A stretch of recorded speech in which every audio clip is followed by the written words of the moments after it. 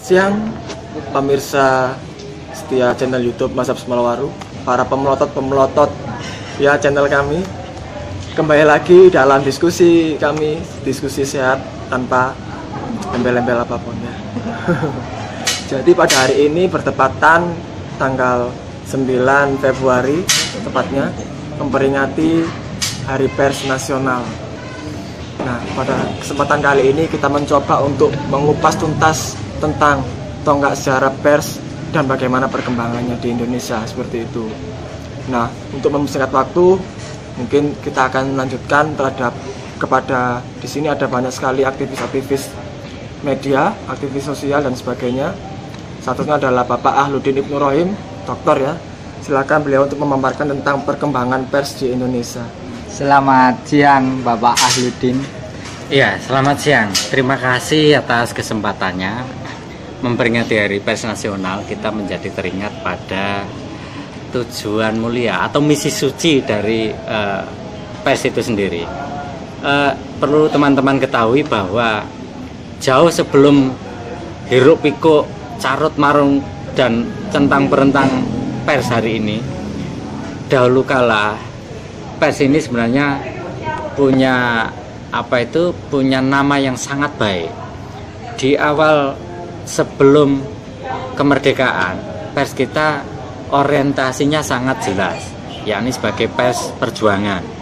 Sehingga bisa dikatakan pers pada saat itu betul-betul tanpa pamrih, pers betul-betul tanpa profit, tanpa benefit. Misinya hanyalah bagaimana menyadarkan bangsa Indonesia itu untuk diajak berjuang, bergerak, memerdekakan dirinya. Lalu kemudian setelah terwujud kemerdekaan itu, pada masa Orde Lama atau pada saat rezim pemerintahan Soekarno, pers nasional kita juga mengalami perubahan orientasi. Orientasinya adalah lebih kepada pers yang revolusioner. Jadi pers di sana diajak untuk bagaimana menjadi penyokong-penyokong revolusi Indonesia. Sebagaimana Soekarno pernah berkata bahwa revolusi Indonesia harus terus-menerus dijalankan. Sehingga pers di sana bergerak seiring dan senafas dengan ideologi-ideologi yang berkembang saat itu dalam rangka mengobarkan revolusi Indonesia. Namun ini juga tidak panjang usianya ketika ada perubahan rezim. Jadi dari rezim Soekarno berubah ke rezim Orde Baru. Ternyata pers mulai bergeser orientasinya lebih ke arah pers yang membangun. Jadi karena semangatnya Orde Baru adalah semangat pembangunan, maka pers nasional kita haruslah menjadi pers pembangunan. Dengan moto yang amat terkenal, media massa yang bebas dan bertanggung jawab. Lalu kemudian setelah 32 tahun media massa bebas bertanggung jawab, pers pembangunan ini juga ternyata bergeser lagi orientasinya setelah reformasi. Pada saat reformasi, pers nasional kita bergeser lebih ke arah profit dan benefit, pers industri, di mana pers di belakangnya terdapat kepentingan-kepentingan ekonomi, yakni profit benefit. Lalu tidak sampai lama, hari ini pers nasional kita sebagian masyarakat menilai amat memprihatinkan, di mana pers nasional kita hari ini telah menjadi pers politik. Sebagaimana ini ditampakkan pada pilpres antara kubu A dan kubu B, yang ternyata pers nasional kita ini terbelah menjadi dua, dan semua kubu ini punya dukungan politik masing-masing pihak. Nah, dalam rangka memperingati Hari Pers Nasional hari ini, saya berharap ada semacam perubahan paradigma, perubahan niatan dari pers nasional kita ini yang hari ini masih sedang dalam kangkangan politik untuk bergeser ke arah semula, yakni punya misi suci dalam mengemban perubahan sosial. Saya pikir itu yang bisa saya sampaikan tentang PES dari masa ke masa. Saya kembalikan kepada teman-teman ke informasinya terlebih dahulu. Barangkali Pak Ihsan bisa menambahkan, silakan. Terima kasih Pak Ahludin penjelasan mengenai sejarah perkembangan PES Pak Ahludin ya. Mungkin saya lebih mengkritisi dari sisi informasinya, informatifnya seperti apa. Mungkin seperti yang kita tahu, PES awal berdiri hanya ada media cetak awal. Kemudian dari media cetak, media audiovisual, sehingga sekarang yang terbaru just menu media atau media sosial, internet online. Nah, kita bahas dari zaman dulu. Informasi yang keluar dari PES waktu periode terdahulu itu masih tingkat kebenarannya, kevalitannya, saya rasa sangat besar. Kemudian beralih lagi mulai ada media audiovisual, terutama televisi, radio. PES kebenaran yang masih bisa dipertanggungjawabkan hanya mungkin sedikit luntur. Nah, pada zaman sekarang ini kita lihat seperti yang disebutkan oleh Pak Ahludin tadi, informasinya pada saat ini itu bahkan muncul ada lelucon yang mengatakan bahwa di surat kabar itu informasi yang akurat, yang valid itu hanya informasi berita duka. Sampai ada muncul slogan seperti itu. Yang kita tahu ya, di surat kabar aja sudah banyak terlihat sekali koran isinya bukan sebuah informasi lagi, tapi lebih ke penjualan produk, profit, politik yang berita politik yang didukung oleh medianya, sehingga masyarakat atau publik yang baca informasi tersebut sudah bukan berita yang bisa dipertanggungjawabkan lagi, sudah banyak tergeser dari yang dulu kita bisa percaya kepada media, sekarang nggak seharusnya kita percaya 100% pada media, karena media sekarang sudah mulai banyak ada kepentingan. Apalagi yang terbaru sekarang munculnya sebuah media online, siapapun bisa membuat berita, sehingga sekarang di pemerintah lagi di Kominfo terutama sekarang lagi muncul deklarasi anti hoax. Jadi ada slogan yang mengatakan bahwa sebelum di share itu harus saring sebelum share. Jadi saring dulu sebelum ada share. Sekarang Kominfo lagi menggalakkan seperti itu.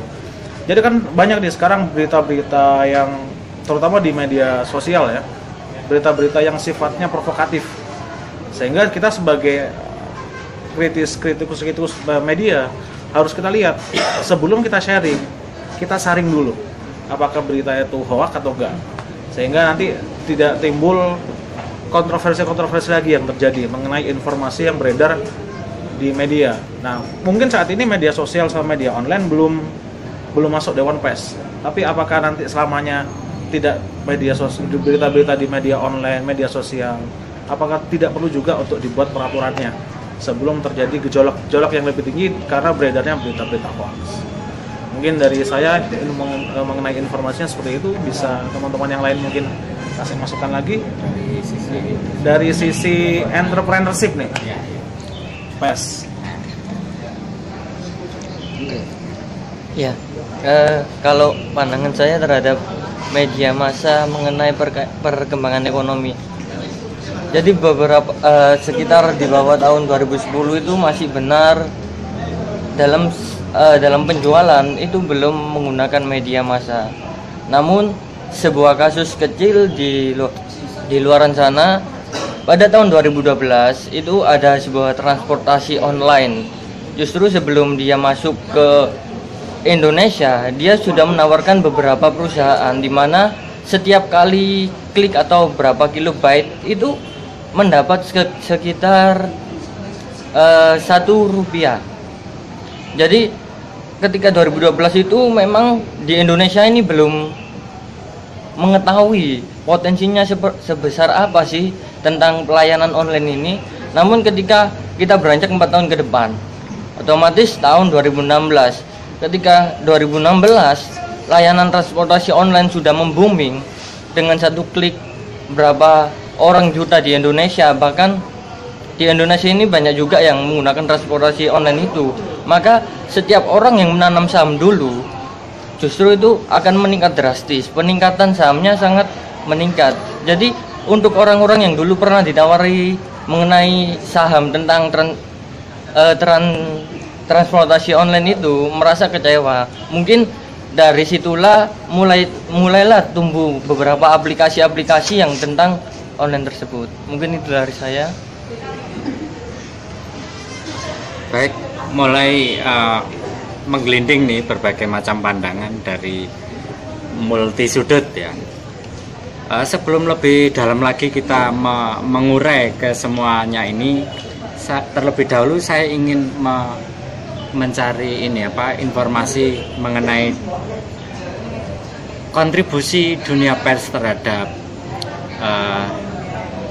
wacana-wacana terhadap pendidikan yang di Indonesia. Kita tahu pada saat zaman dulu hanya bisa diakses melalui buku-buku, lalu terbitan-terbitan koran, majalah, buletin dan sebagainya. Namun hari ini sangat marak sekali informasi. Nah, sehingga wacana-wacana berkembang sangat pesat, bahkan hoax pun ikut-ikutan berkembang dengan pesat. Untuk itu saya ingin tahu pendapat dari aktivis jurnalis online Mbak Ajeng. Silakan Mbak Ajeng. Oke, terima kasih sebelumnya.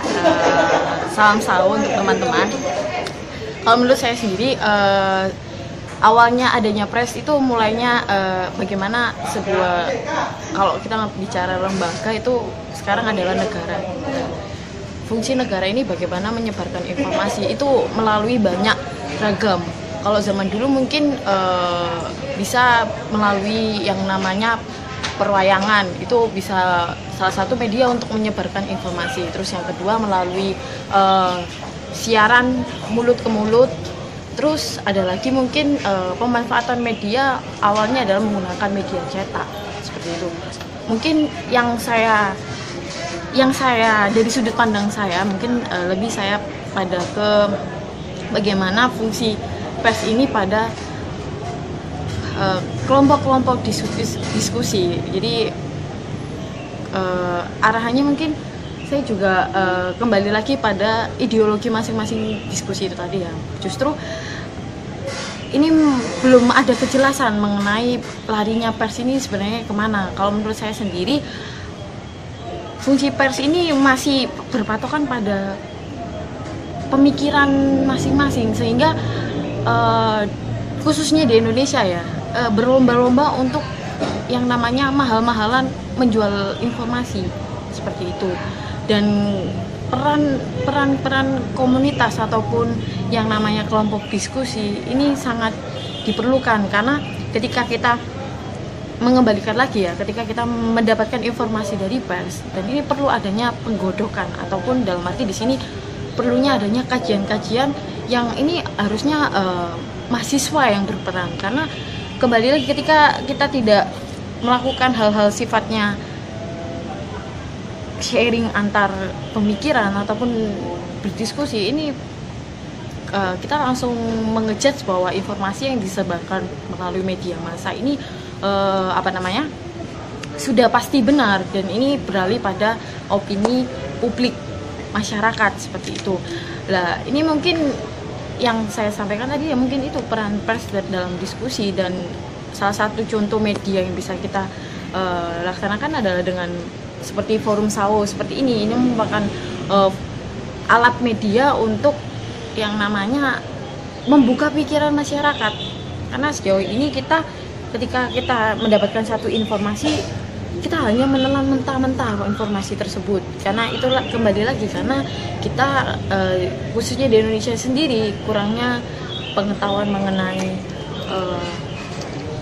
informasi-informasi yang benar, terus mengenai karena mungkin terbentuknya adanya ekonomi, terus mahasiswa yang kurang, khususnya mahasiswa ya, saya menilainya khususnya mahasiswa yang kurang peduli akan pentingnya sebuah informasi, karena menurut saya informasi ini berpengaruh pada pemikiran masyarakat ke depannya kayak gitu.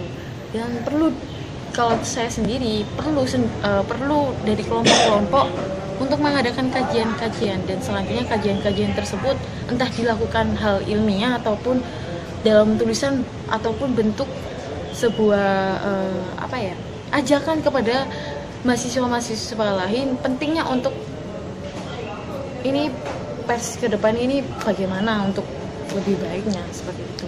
Kalau dari saya sih seperti itu. Baik, jadi gini teman-teman ya, jika diruntut dari teorinya, media massa itu memiliki fungsi.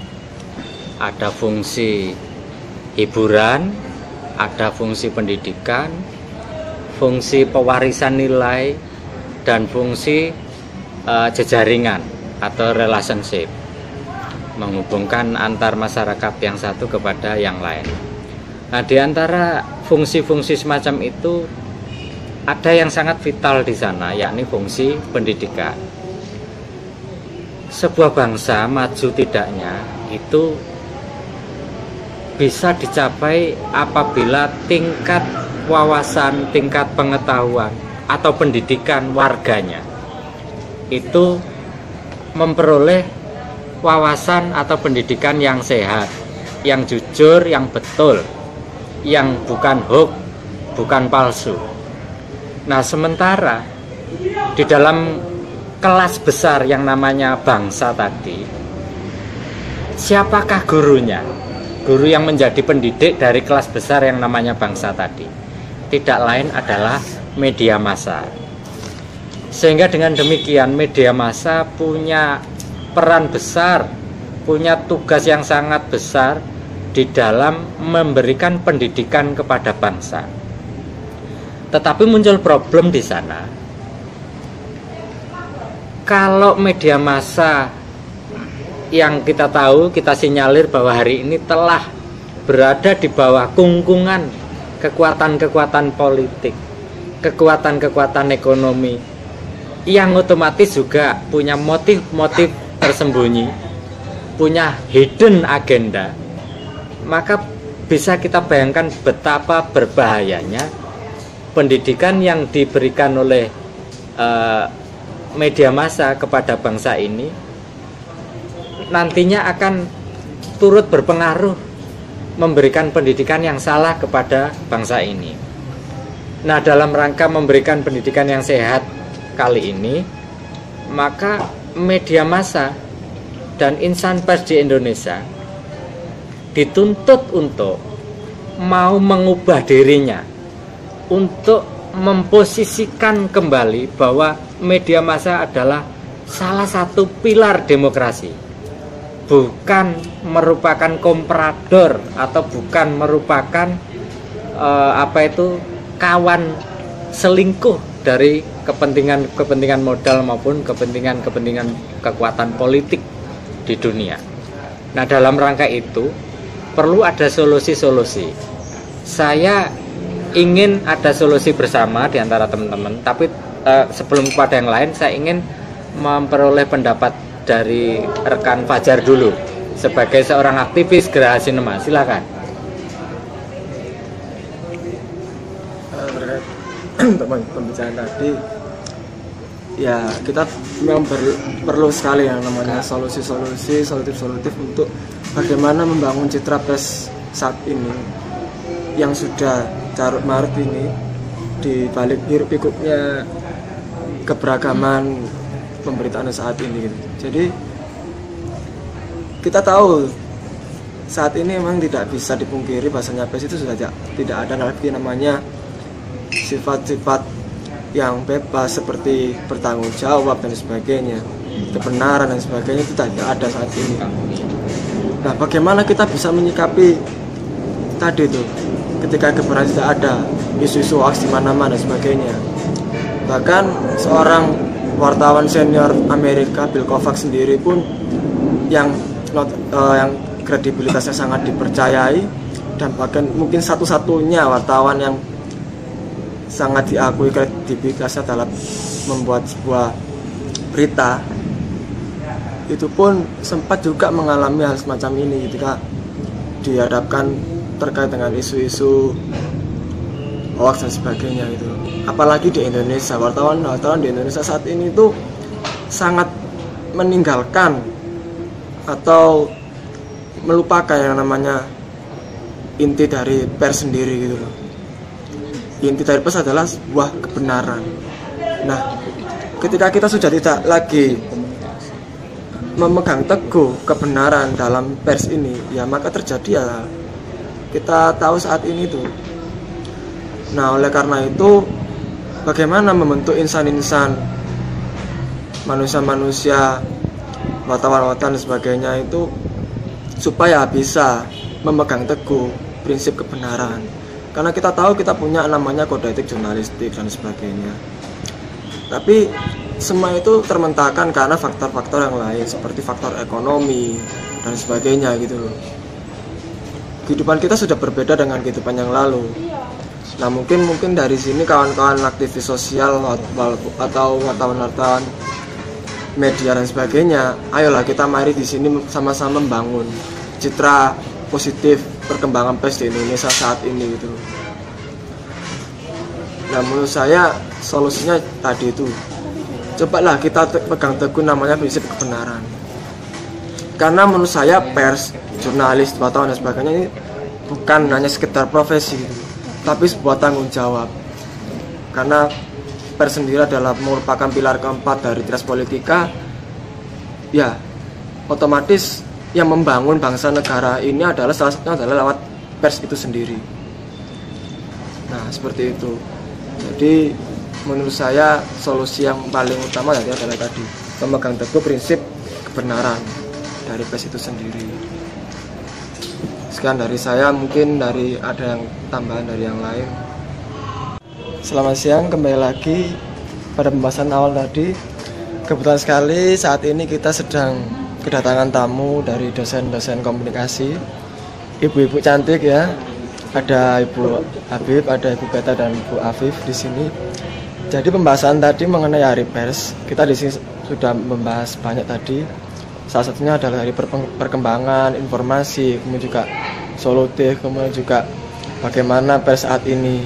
Nah, mungkin dari ibu-ibu yang ada di sini, Bu dosen, kira-kira pendapat Ibu tentang pers nasional pada saat ini itu seperti apa? Maksudnya, apakah seperti dahulukah atau masih tetap atau gimana? Mungkin bisa dijelaskan bagaimana pendapatnya tentang pers saat ini. Dimulai mungkin dari Ibu Afif. Iya. Masih mengenai pers ya.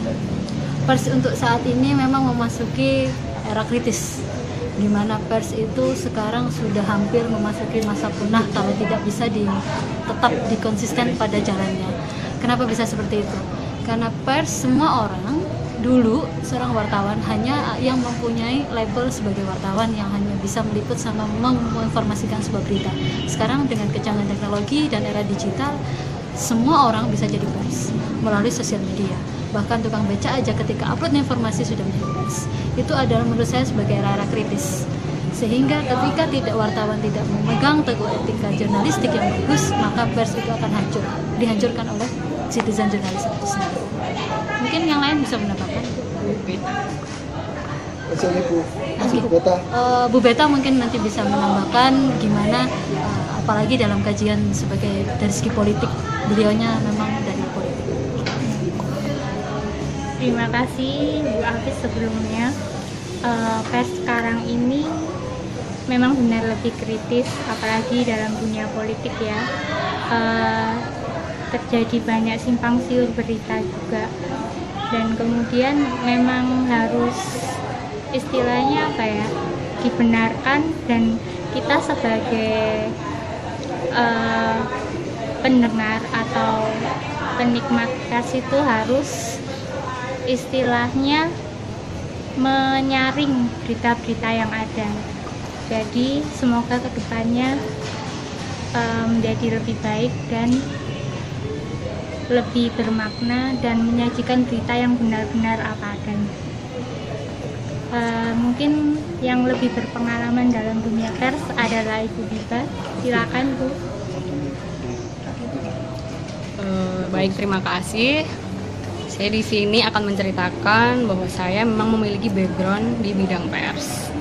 Saya pernah menjadi wartawan, maksud saya menjadi reporter radio, jadi paham dengan bagaimana pers sekarang ini. Dalam refleksi Hari Pers Nasional, saya menyuarakan aspirasi teman-teman yang sama wartawan, sama jurnalis, bahwa memang sekarang media lebih banyak, lebih jauh untuk profesional iya, lebih banyak kontennya iya, lebih beragam iya, lebih sangat-sangat masif lah informasinya. Tapi di sini lebih dititik beratkan bahwa jurnalis itu sebagian besar juga masih kesejahteraannya jauh di bawah seperti yang lain-lain. Kritis iya, dituntut kerja tinggi iya, namun upah tidak sebanding. Oleh karena itu, semoga ke depan para insan jurnalis itu kesejahteraannya juga tetap akan diperhatikan.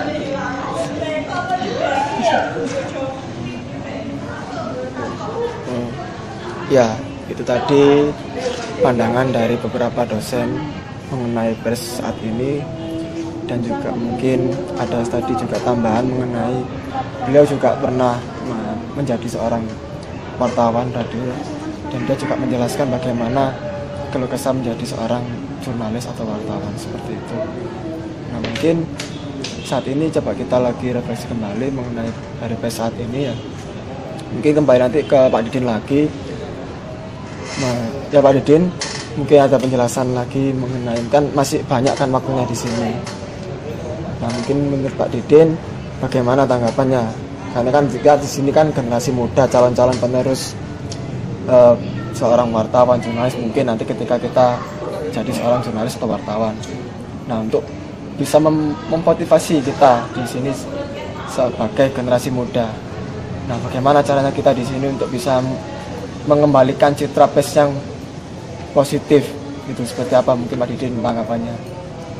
Ya, habis kita sudah baik, para insan-insan jurnalis ini sudah baik, sudah kreatif, sudah inovatif, sudah pendek kata profesional.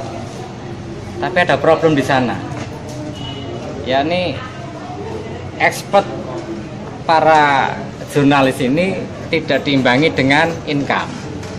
Pendapatannya boleh dibilang minim, sehingga teman-teman aktivis jurnalis ini punya dilema sendiri. Kalau tidak ikut arus, pendapatannya kurang. Kalau ikut arus, maka ada yang dikorbankan di sana, yakni idealisme. Profesionalisme akan berkorban. Sementara zaman kita ini kan masuk di sebuah zaman di mana media massa, apapun online maupun offline, saya kira sebagian besar berada di bawah hegemoni atau kooptasi kekuatan-kekuatan politik, kekuatan-kekuatan modal. Nah, dilemanya di situ. Kalau ada niatan suci ingin kembali menjadi wartawan seperti zaman perjuangan dulu, ya kita tidak memperoleh apapun. Tetapi kalau kita mengorbankan idealisme dan profesionalisme, ya kita cita-cita itu tidak akan terwujud sebagai wartawan yang baik, yang jujur, berpihak pada kebenaran. Ini sebuah dilema yang saya pikir tidak hanya bisa diselesaikan oleh sang wartawan itu sendiri, tetapi juga perusahaan penerbitan, juga asosiasi, dan juga negara di sana yang pemegang regulatornya. Nah, tetapi ada jalan lain sebenarnya sebagai alternatif pemecahan di luar yang resmi-resmi. Saya pikir di era postmodernisme ini, bahwa produsen dari informasi ini bukan hanya organ-organ media-media massa korporat besar, bukan, tetapi setiap individu juga punya kapasitas untuk menjadi produsen gagasan. Nah, barangkali ini bisa disinergikan ke depan nanti, bahwa postmodernisme bisa menjadi alat tawar atau bisa menjadi semacam bargaining power maupun bargaining position dalam face to face dengan perusahaan penerbitan, dengan negara, dengan kekuatan-kekuatan apapun. Saya pikir itu. Oke, kembali lagi. Mungkin habis ini kita mau penutup dan membuat resume dari Pak Didi nanti bagaimana ringkasan dari penjelasan kita tadi. Cuma terakhir mungkin saya akan bertanya sedikit mengenai tentang profesi. Jadi seberapa pentingkah gak sih profesi seorang jurnalis, wartawan, reporter dan sebagainya dalam pers ini? Karena kita tahu bahwasanya menjadi seorang jurnalis itu resikonya sangat tinggi sekali, pertimbangan-pertimbangan mengenai seperti gaji yang sedikit, kemudian juga resiko sampai merenggut nyawa juga ketika meliput berita dan sebagainya. Seperti ada wartawan Udin di Jogja yang dibunuh dan sebagainya, itu kan juga resiko tinggi juga dari seorang wartawan. Tapi wartawan itu salah satu profesi yang sangat diminati di Indonesia. Banyak sekali seorang wartawan di layar di Indonesia seperti itu. Nah, menurut pandangan Pak Didin, seberapa pentingkah sih seorang profesi seorang jurnalis itu? Kemudian juga ketika profesi seorang jurnalis itu benar-benar penting, tapi mengapa di Indonesia ini tidak dihargai seorang profesi jurnalis tersebut? Nah, mungkin pendapat Pak Didin bagaimana? Monggo, silakan Pak Didin. Wartawan sebagai seorang profesional dan wartawan sebagai seorang buruh tentu berbeda. Kita tahu wartawan itu bukan hanya mereka yang bekerja atau buruh pada sebuah perusahaan penerbitan. Kalau itu wartawan yang saya katakan lebih pada buruh atau pekerja. Jika dibandingkan dengan wartawan yang profesional, di mana dia bisa berkarya karena melewati sebuah pendidikan, pelatihan, sehingga akhirnya menjadi seorang yang expert, maka wartawan semacam inilah yang biasanya tidak bisa dibeli. Kenapa?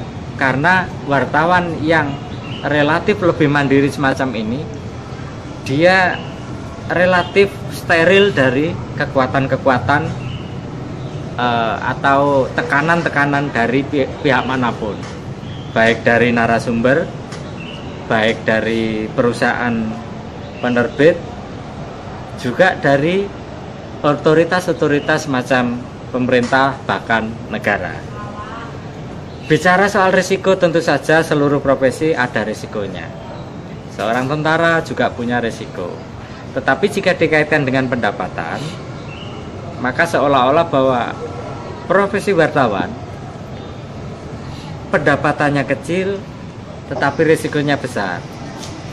Harap diingat bahwa wartawan di negara-negara maju itu pendapatannya tidak seperti yang terjadi di Indonesia, sehingga kita tidak bisa melakukan generalisasi bahwa wartawan pastilah miskin, tidak bisa. Yang saya tahu hanya wartawan di Indonesia saja yang serba kekurangan. Ada beberapa perusahaan penerbitan yang mampu menggaji wartawan dengan tinggi, standar internasional, tetapi ini bisa kita hitung dengan jari. Namun sebagian besar justru adalah wartawan yang serba kekurangan. Karenanya di statement saya awal tadi mengatakan bahwa wartawan Indonesia sedang dalam kondisi dilematis. Jika ingin menjaga profesionalitas, menjaga idealisme, maka wartawan tidak akan memperoleh tambahan pendapatan. Tetapi apabila dikorbankan profesionalisme dan idealismenya, dia memang memperoleh tambahan pendapatan. Namun citra sebagai wartawan akan hancur di situ. Nah, di antara dilema semacam ini ada alternatif terobosan di luar usaha penerbitan corporate.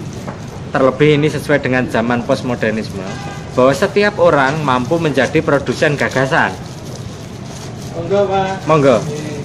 Wartawan yang tidak ikut perusahaan manapun tentulah seorang individu yang juga bisa melakukan investigasi, mencari informasi, bisa mengolah, bisa menganalisa, dan bisa mendistribusikannya.